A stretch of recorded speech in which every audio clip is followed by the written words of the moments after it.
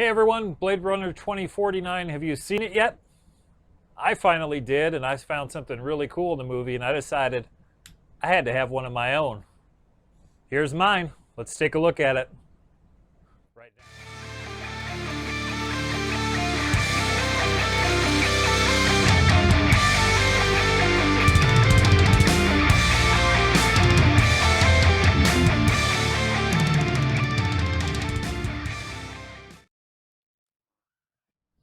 So sometimes you're busy and then you're too busy and, well, you're not busy enough to get in on a great contest. This contest was sponsored by Uncle Jesse here on YouTube, 3D Workbench over on Twitter, and Colonius as well. Colonius, 3D Workbench are both fantastic designers of models who make them available either through Patreon or on places like Thingiverse and My Mini Factory, where you can get some great models, things to print and finish. So the three of them got together, put together a contest where you chose a model designed by either 3D Workbench or Colonius, finished it, and this is mine. And I figured if we're going to talk about a Blade Runner blaster, I might as well look the part a little bit too, right? So let's take a look at it. The blaster is designed by 3D Workbench. You can find him over on Twitter. Yuri is a fantastic designer. You can check out his Patreon. I'll put some links down below to get there, and to Colonius's models, and to get to Uncle Jesse as well. So you guys can check this out. It's a little bit late for you. Right now it's about 8:30, and the deadline for this thing is in about 2 hours. So nothing like waiting until the last minute to get things finished up. So I'm going to give you a quick look at it, talk to you a little bit about how I printed, painted, finished this guy, and added a little bit more to it, because why just print a model and paint it when you could make it functional just like the one in the movie. And if you want to get a good look at one of the actual models from Blade Runner 2049, Tested has a great video. I'll put a link down to that one, where Adam Savage gets a chance to go and check out the original props from the movie during production, actually. So I changed Yuri's model up a little bit, not on the exterior, but only on the inside, so that I could accommodate a couple of different things. And I'm going to show you those. Let's get close up and we'll take a little bit better look at things. All right, here's the process. Very simple. Well, not very simple, but I'm going to kind of explain what I did. I'm not going to do a build video. Originally, I thought about doing a build video of this, but I did this over the course of like 10 days.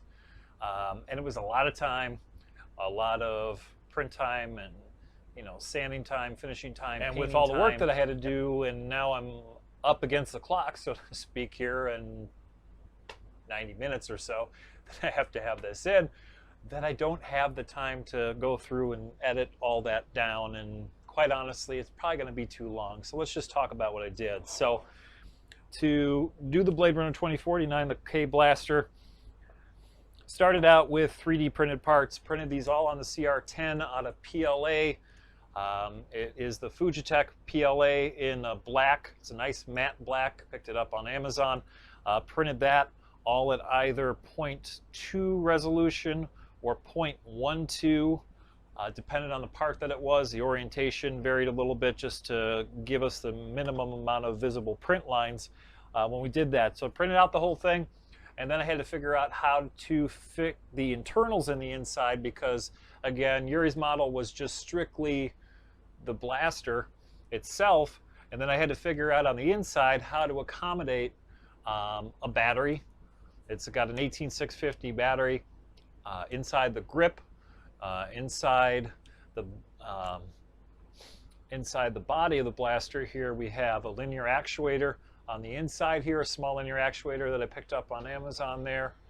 We've got a switch in the trigger for the functional trigger, and then we also have LEDs on the sides, just like the original prop did too. So the prop for the movie, at least the hero versions of it, had a couple different things to them. They had the hammer that moved. So you had a functioning hammer on trigger pull, and then also the LED. So what I did was a combination of things to get all those things inside. I altered the models a little bit, made some space on the inside to fit that battery on the inside of the grip there. Also made, and we'll take a look at the video here, also made some space on the inside because I used a voltage regulator on the inside along with that actuator, the wiring for that, the actuator itself there, the wiring, the battery, the LEDs. I had to fit all those things in. So some of those things to make space I modeled in there for things like the voltage regulator, and then modeled in space for the linear actuator. For other things, I did a combination of things. Some places that I had to open up in there, I used the mill. Others, I used a Dremel tool. Mill obviously is a little bit nicer, comes out a little bit better definitely, to make those channels in there. So if you look at the video here, we've got you can see the actuator, you can see how it works with the trigger, you can see how the LEDs work along with that too. It's very simple. They didn't do a whole lot on these props. For the new Blade Runner, they attempted to base Kay's blaster off of an actual weapon, like a revolver, as they did with Deckard's one for the original. However, when they got into the process of designing it, they really couldn't get something that wasn't extremely bulky using a revolver on the inside. And something probably that looked different enough from Deckard's blaster to kind of account for the passage of time. So the original one was strictly a 3D print, just like this. It was designed, modeled. They added the functionality of the hammer moving, the LEDs, just to kind of keep with that whole aesthetic that the original started with. Deckard's blaster. His had one or two LEDs on there as well. And I would have to imagine, not seeing the process of things, this was finished and done in much the same manner as the original was, albeit by professionals and not me. Anyway, so that was what I did for the inside. So it was printed. We made the space on the inside for everything to get everything in there, so that we could have that functionality and a little something extra, because I kind of got to go a little bit too far on things sometimes. It's just what I do. So for the outside, for the painting was a multi-step process to get things looking weathered, because this blaster is very used. It's very worn in. It looks like it has retired a fair number of replicants, to say the least. So in order to get that, the process all started obviously with sanding, a fair amount of sanding. First of all, it really started with printing, and printing with the smallest layers that I could, to keep the print still fast enough, because the smaller layers that you print with, when you're printing a prop like this or something else that you're actually going to paint and finish, you do that, you cut down your post-processing time, your sanding, your filler primer time, all that stuff, you cut it down considerably. So to do this, it was sanding. The model is actually in a bunch of different pieces, which actually made the finishing a lot easier, and the sanding. I did originally print a different model of the K Blaster before I found this one and saw that the contest was going on.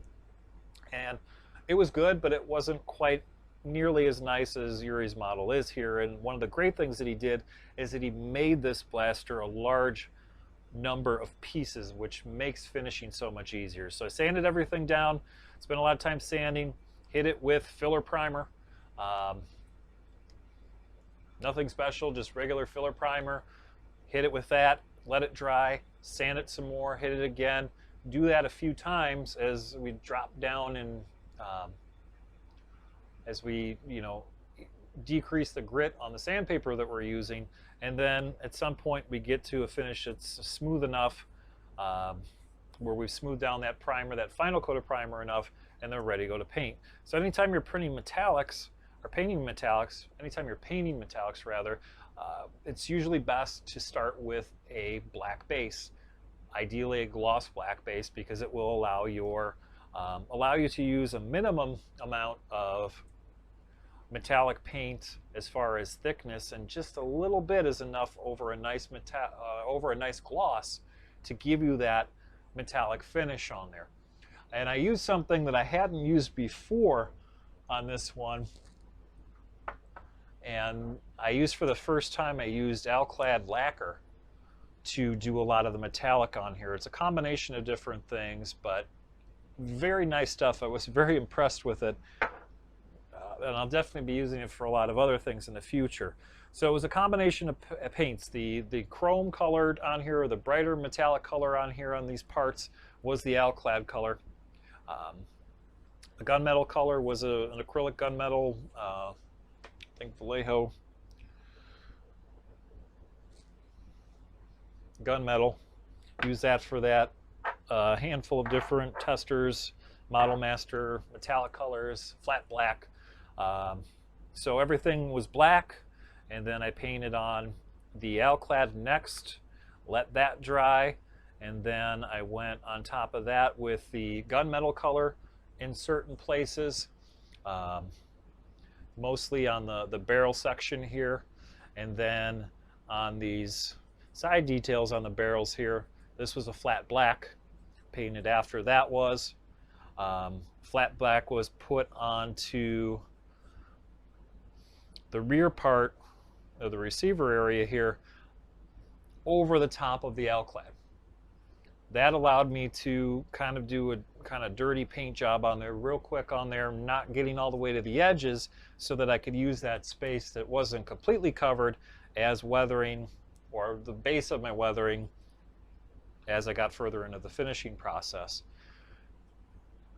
So after getting that flat black on there, I went back in and started using some different weathering techniques, using these Tamiya weathering masters that you can pick up in the model section of your hobby shop, or you can pick them up at places like Hobby Lobby. They have it as well. It's great stuff. It basically works almost like makeup. I use that. I also use Rub and Buff to do some of the edge details on things and add that, you know, that silvering to the edges. In places like this, I did it as well. A little bit on the tips of the barrels too. It's really weathering and making something look like metal, or as close as you possibly can, comes down to spending some time and layering different colors on.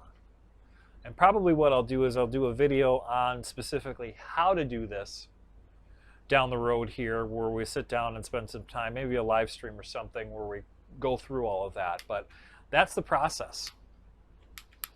That was it. And also too, on the grip, let me not forget about the grip as well. The grip is a carbon fiber wrap, or something that looks like a carbon fiber wrap, that I picked up for a couple bucks on Amazon as well, to finish off that. Carbon fiber wrap wasn't what was used on the original for the film. It was a paint technique to kind of look like carbon fiber, or give that appearance on there, but I figured this was a more simple way to kind of get things done and in a time crunch, and I think it looks really nice on there. So that basically is the process there. So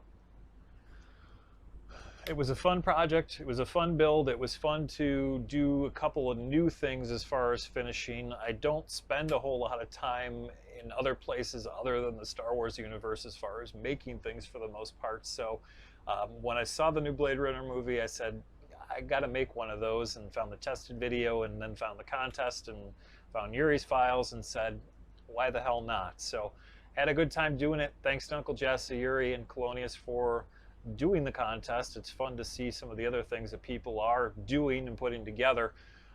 Keep doing things like that. It's a great thing. It's fun to share this stuff. Everybody's been sharing stuff on Twitter that they've been working on. I've been sharing stuff throughout the process of this build. My Twitter handle is @JohnWeger, @JONWEGER, if you want to check it out, or follow me on there, or check out some of the stuff that I'm doing. So thanks to Uncle Jesse, thanks to Colonius, thanks to Yuri for the awesome files. Go out and check those guys out. Check out their channels, check out their Patreon, check out their files.